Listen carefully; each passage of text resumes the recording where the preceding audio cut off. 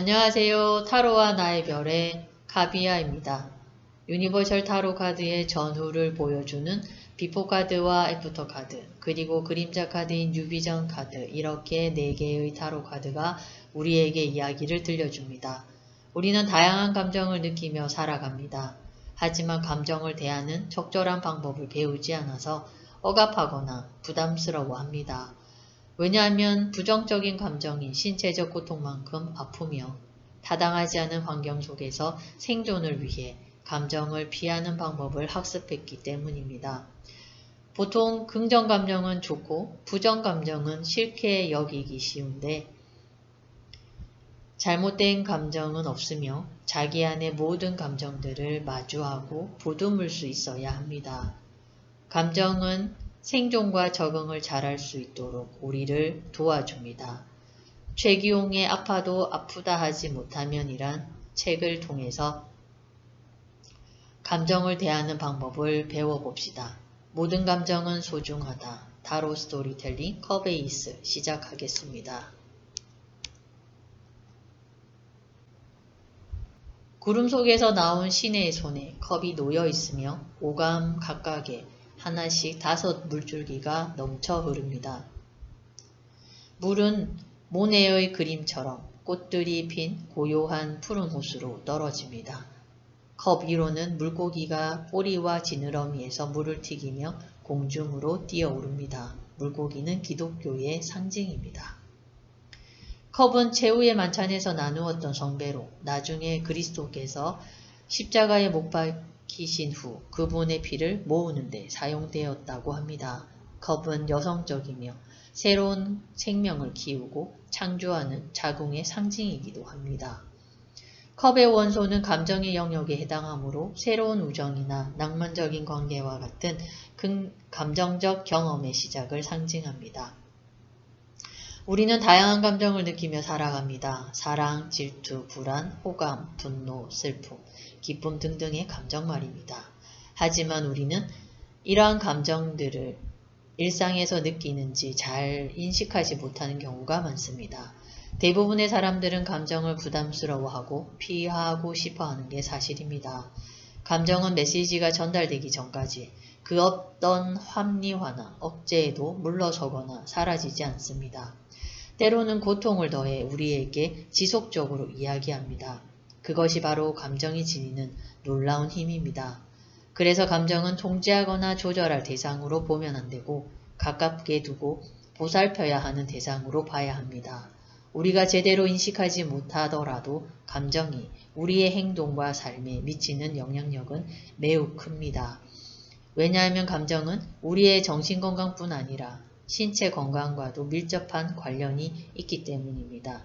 실제로 감정적 고통도 신체적 고통처럼 아프고 우리의 신체 면역체계도 함께 약화됩니다. 성배와 같은 컵은 우리를 자신보다 더 큰 어떤 것에 연결시켜주는 사랑의 상징입니다. 새로운 사랑이나 새로운 출발, 새로운 생에 대한 이해, 새로운 운명, 새로운 기회, 기쁨, 비호, 영적 깨달음을 생각합시다. 갈등이나 불화가 있었다면 화해를 통해 관계가 회복됩니다. 어떤 만족스러운 상황이 곧 시작되거나 이미 시작 단계에 있습니다. 컵에서 흘러나오는 5 물줄기는 오대양을 거쳐 온 세상에 전달하는 신의 은총으로서 감정의 시작이요 통합을 상징합니다. 컵에 뒤집힌 M자는 마리아를 뜻하고 그 성체를 물고서 비둘기는 새로운 소식을 전하고 있습니다. 그 시작이 가슴에서 우러나와 넘치는 축복이 될 것임을 표현하고 있습니다. 그러나 넘치는 사랑으로 시작한 관계라 할지라도 삶에서 변수는 항상 있는 법입니다. 그로 인해 이별과 상실을 뜻하는 컵 5번 카드와의 연결성을 염두에 둘 필요가 있습니다. 이별은 또 다른 시작을 뜻하는 같은 말입니다. 컵은 감정을 나타내고 5 물줄기로 끊임없이 이어지는데 하루에도 많은 감정이 생겼다가 사라집니다. 잘 다루기 힘든 감정들이지만 감정이 전하는 메시지를 알면 알아차리는 데 도움이 됩니다. 슬픔은 주변 사람들이 나에게 위안과 도움을 주도록 합니다. 슬픔의 메시지는 내 인생에 내가 중요하게 생각하는 무언가가 빠져 있다는 것을 알려줍니다. 화가 난다는 것은 모두 나의 권리, 나의 가치가 무시되는 것에 대한 정당한 반응입니다. 화는 대부분 불공평하고 부당하고 위험을 경계해야 하는 상황에서 나타납니다. 시간, 장소, 방법이 적절하게 화를 표현하면 상대방이 나의 의견을 듣기 시작합니다. 질투는 내가 애착을 맺고 싶은 대상을 다른 사람에게 뺏길 것 같은 위기감을 느낄 때 그 위기감을 주는 대상에게 느끼는 감정입니다. 여기에 열등감이 더해지면 질투심은 훨씬 더 강해집니다. 신기하게도 질투를 느끼면 동시에 화가 나는데 그것은 자아 존중감이 상처를 입기 때문입니다. 질투와 좀 다른 시기는 성취에 관한 불공평, 불평등을 느낄 때의 감정입니다. 불안, 두려움의 감정은 생존과 관련되므로 우리 생활에서 꽤 많이 나타납니다. 두려움이 주는 메시지는 무언가가 나의 생존을 위협한다는 것을 알려주는 것이고 나 자신을 포함해 내가 소중하게 생각하는 사람들을 보호해야 한다는 것을 알려줍니다. 폭식은 굶어 죽을 것에 대한 두려움 때문이며 아이에 대한 부모의 애착도 알고 보면 아이들의 죽음에 대한 부모의 두려움에서 기인합니다. 상한 음식을 혐오하고 독이 있는 음식을 피하려는 것도 죽음에 대한 두려움이 깊이 각인되어 있습니다. 두려움 자체는 나쁘지 않으나 지속적으로 회피할 때 불안이 커지고 결국 우리 삶을 방해합니다. 걱정은 두려움의 메시지를 듣고 실제로 일어날 일에 대비한 행위가 아니라 두려워하는 상황을 피하기 위한 전략입니다. 흰 비둘기는 공평무사, 소소한 아름다움, 그리고 하늘에서 온 선물입니다. 비둘기가 빨간 십자가가 적힌 성체를 컵 안에 넣을 때 가볍게 물줄기가 호수 아래로 떨어지며 두 아이가 수련 사이에서 놉니다. 그것은 매우 평화로운 광경입니다. 노는 아이들은 완전한 기쁨을 말합니다. 이는 우리가 최고의 숭고한 자극을 믿고 내면을 새롭게 할 때 성취되는 단순하고 평온한 상태입니다. 평화는 엄청난 선물이며 기쁨의 문을 열어둠으로써 우리가 인생의 쓰라린 도전을 헤쳐나갈 수 있도록 도와줍니다. 측중격핵은 쾌락중추입니다. 어떤 행동 후에 측중격핵에 전기 자극이 가해지면 도파민 신경전달 물질이 분비됩니다. 이때 쾌락과 즐거움이 나타나면서 특정 행동이 강화됩니다. 2시간가량 달리면 도파민이 분비되는 러너스 하이를 느끼게 되는 것과 같습니다. 이처럼 즐거움이 반복되면 좋은 습관을 만들 수 있습니다. 쾌락 이외의 긍정 감정은 어떤 기능이 있을까요? 부정 감정은 우리가 생존을 위해 빠르게 대처하도록 레퍼토리를 좁히는 반면에 긍정 감정은 레퍼토리를 확장해서 우리가 생존에 필요한 기술을 습득하는 데 도웁니다. 새롭고 창의적인 일을 하게 만들고 그런 기술들을 습득하게 만듭니다. 기쁨은 우리를 놀이하게 합니다. 관심, 호기심은 탐색하게 만들어 스스로 관심 있는 대상이나 사물에 대한 지식과 경험을 축적합니다. 기쁨과 관심은 안전한 환경에서 생기므로 안전한 환경은 인간이 생존하는 기술을 배우고 지식을 축적하며 삶의 반경을 넓히는 전제 조건이 됩니다. 만족은 낮은 수준의 각성에 고요하게, 평온하게, 안도감을 느끼는 상태입니다. 관심, 기쁨, 설렘, 쾌락, 만족감 등이 전부 사랑에 포함됩니다. 이러한 긍정 감정은 주의력이 확장되며 유연해져서 창의력 확장으로 연결되기도 합니다. 나는 당신에게 내 마음을 줍니다.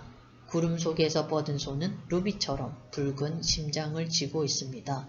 비둘기가 날아가고 있습니다. 세부리에 있는 성착용 빵은 물질을 나타냅니다. 컵은 분수이며 모두 바닥 없는 깊이에서 흘러나옵니다. 사랑과 우정의 축복, 그리고 누군가의 마음을 손에 쥐었을 때 따르는 책임을 상징합니다.